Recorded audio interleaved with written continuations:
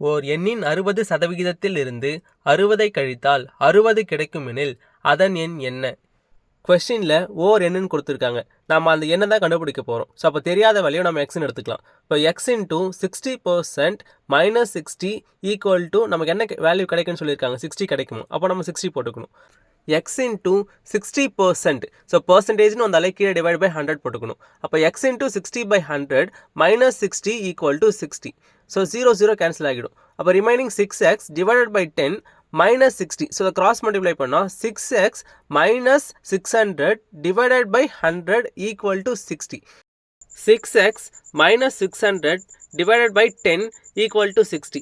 So இங்கே டினாமினேட்டரில் 10 இருக்கிறது. ஸோ ஈக்குவல்ட்டுக்கு அந்த பக்கம் போயிடுச்சுன்னா அது மல்டிப்ளை ஆகிடும். அப்போ ரிமைனிங் 6x மைனஸ் 600 மட்டும் இங்கே இருக்கும். So 60 into 10 equal to 600. 6x equal to 600 plus 600. ஏன் நம்ம இங்கே ப்ளஸ் 600 போடுறோம்? பிகாஸ் எல்ஹெச்எஸில் மைனஸ் 600 இருந்தது, ஆர்ஹெச்எஸ் வரும்போது ப்ளஸ் 600 மாறும். ஸோ ரிமைனிங் என்ன இருக்கும்?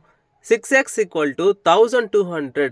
அப்போ எக்ஸை மட்டும் அந்த பக்கம் வச்சுட்டு x equal to 1200 divided by 6, x equal to 200. So the answer is 200.